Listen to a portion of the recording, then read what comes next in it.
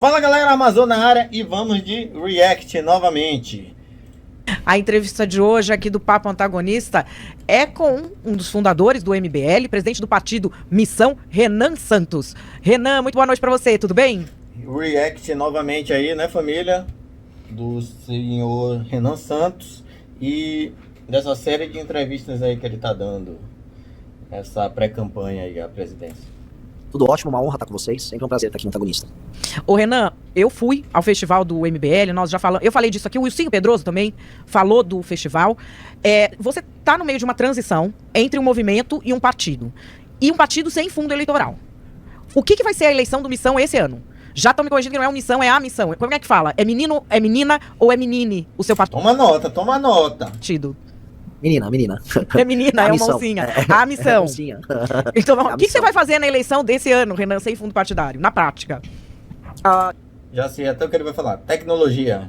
Igual no processo de montagem do partido, a gente vai compensar a ausência de recursos com tecnologia, trabalho e militância. Então, naturalmente, a gente sabe que o modelo eleitoral brasileiro, em termos clássicos, né, se a gente vai falar modelo de eleição, como os caras do Centrão usam, eles usam muito dinheiro, esse dinheiro é usado para comprar apoios, lideranças que eles chamam, às vezes é um pastor que você compra, às vezes vai ser até um cantor, tem uns caras que compram um cantor, vai ser comprar líderes comunitários em geral. E esses caras vão militar por você e você, né, vai amealhando os votos com eles. Esse não será, nunca foi, na verdade, nosso modelo.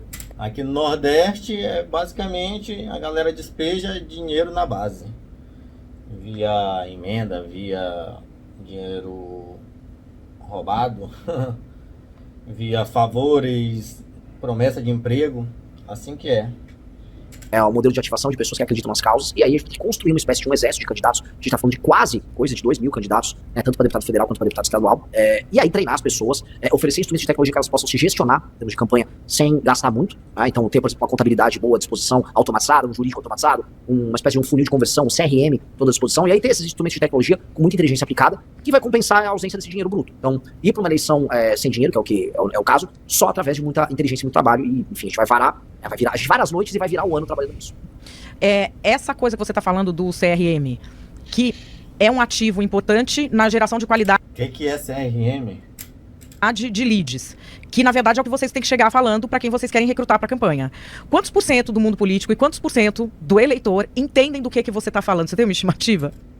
Os mais brilhantes entendem, né? Acho que esse não é o ponto aqui a ser colocado.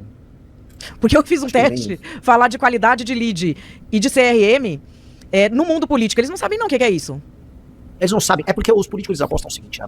Você imagina que uma chapa de deputado federal em São Paulo são 72 candidatos. Para 72 candidatos, os políticos naturalmente vão falar, olha, se eu tô num partido médio, eu posso fazer 4, 5 deputados. Logo, eles oferecem as principais vagas, as 6, 7 primeiras vagas pros grandes, e aí o resto eles preenchem. Eles preenchem, botam umas mulheres lá pra cumprir a cota, botam uns caras pra ficar na rabeira, uns vereadores pelo interior, e não olham pra campanha dessas pessoas. E essas pessoas, vamos dizer, fazem campanha meio largado. E é um modelo meio largado. É muito dinheiro os cabeças de chapa que vão puxar, e aí o resto largado. Trazer a ideia de CRM, de contato direto, de ter uma rotina de contato pra política, é qualificar o contato que o político tem com o eleitor. Pra fazer com que o eleitor e o político, dentro da lógica que os aproximou, estejam sempre tratando os mesmos temas, abordando novas campanhas no sentido positivo do termo. Por exemplo, vamos baixar imposto aqui no meu município.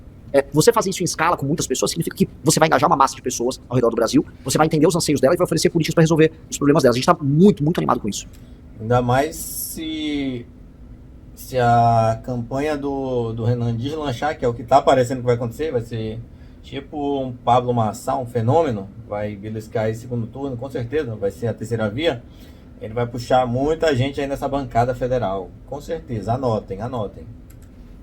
Duda. Renan, estava procurando aqui no livro amarelo de vocês. Vocês citam esse ativismo judicial do STF? Tem alguma solução para isso? Lá vem. Sempre a galera aí querendo saber o que ele vai fazer com o senhor Alexandre de Moraes e companhia, né? Sempre vendo se ele vai subir o tom, mas o Renan é malaco. Ele não vai falar besteira aqui para já perder a candidatura dele.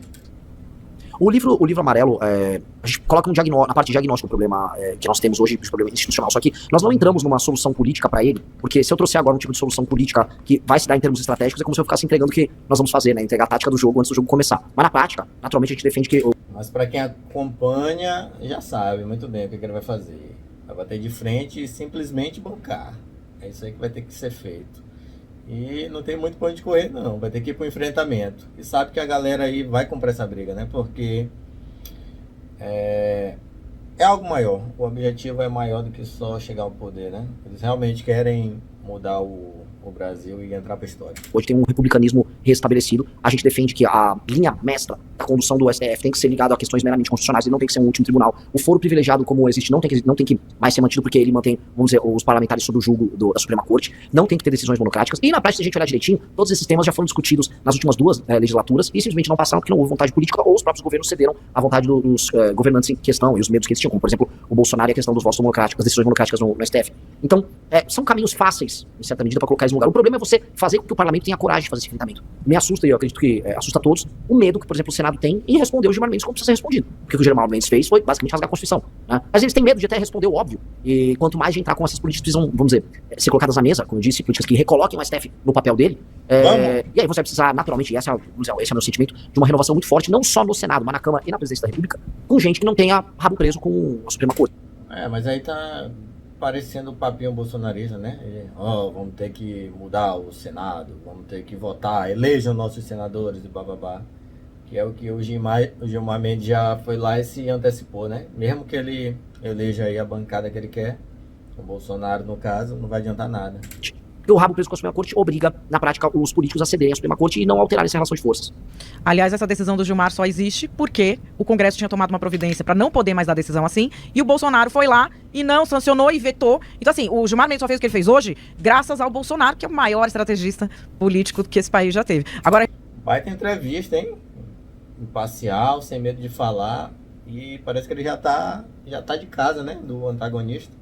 E quem chega primeiro tem preferência, né? Acho que o Renan vai lembrar aí com bons olhos o bom jornalismo aí que eles estão fazendo.